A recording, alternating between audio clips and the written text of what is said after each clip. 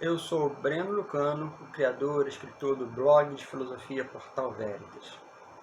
Saiu nas últimas horas uma notícia na mídia falando da fazenda Cartolouco, que se declarou bissexual.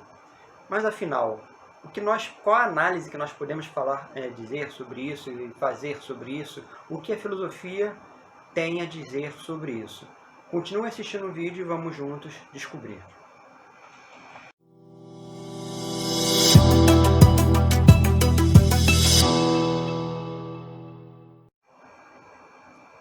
Parece que a Fazenda 12 bombou essa semana com uma notícia que eu vejo aqui agora na mídia, no computador, que ele fala do cartolouco, né?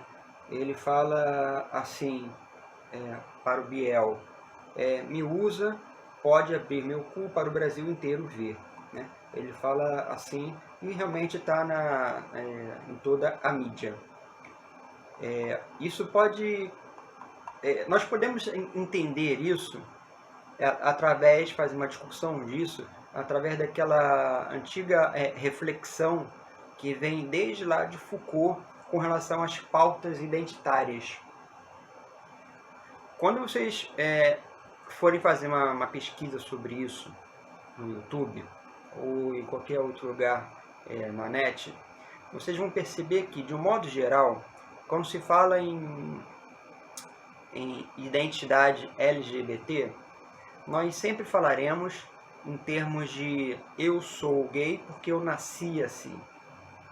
Essa visão, né, eu nasci assim, ela tem um reflexo que, na verdade, ela vem desde lá do século XIX, quando a homossexualidade ela começa a ser medicalizada. Com a medicalização da homossexualidade, acontece que vai tentar se investigar a causa biológica que produz esse tipo de comportamento.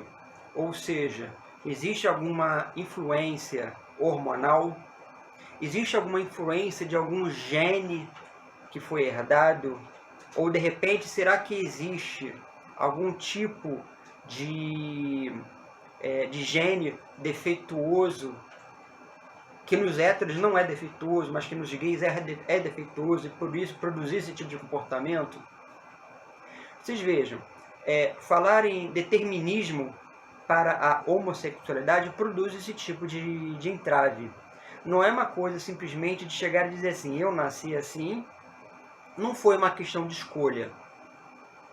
Porque quando você fala em determinismo, você tem realmente uma dupla face. De um lado, você pode dizer que você realmente não tem escolha e, portanto, todo prejuízo que você tem com relação à homofobia, a sociedade tem que combater isso, já que você não tem capacidade de escolha sobre isso, então você não é culpado. Mas, por outro lado, falar em determinismo também pode produzir esse tipo de coisa. Quer dizer, você está doente. Assim como falar um dia que ser anão também é doente, ou ser negro também é uma doença. Ou seja, a área médica, a partir do século XIX, ela vai, além de medicalizar determinadas facetas da experiência humana, ela também vai impregnar um conteúdo moral aí. Porque a classe médica ela está inserida na sociedade. Uma vez inserida na sociedade, uma vez mergulhada na sociedade, ela traz consigo, ela carrega consigo toda uma gama de conteúdo moral que será transferido para os seus diagnósticos.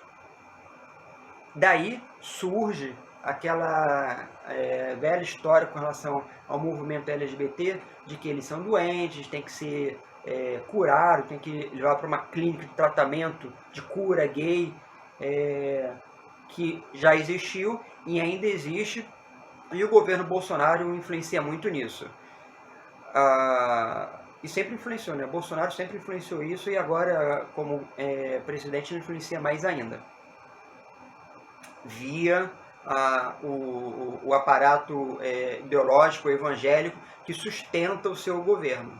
Então, Ele precisa desse aparato, dessa matriz eleitoral para sustentar o seu governo. E como que ele vai sustentar? Dizendo que isso é pecaminoso. Que se ele tivesse um filho gay, ele dava porrada, por exemplo. Né? Nós temos isso gravado. Ele incentiva isso.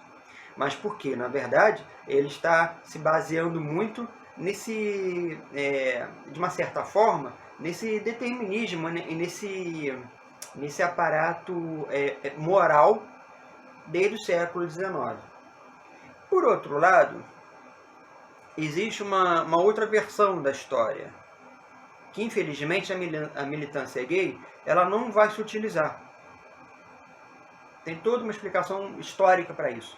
Mas infelizmente a militância LGBT ela não vai se utilizar dessa versão, que é uma versão, por exemplo, muito utilizada por Foucault.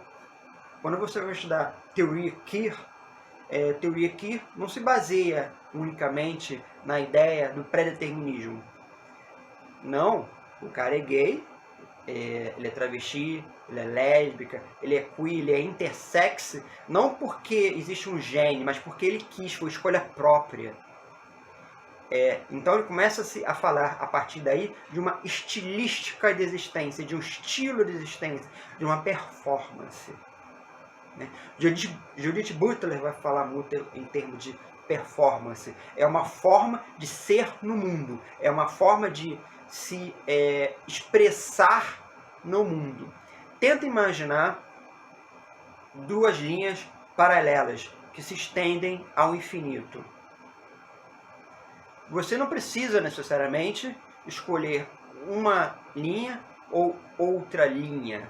Você pode, por exemplo, escolher fazer a interseção dessas linhas, fazer com que elas se cruzem, se embaralhem, se misturem e, de repente, criar até uma outra linha.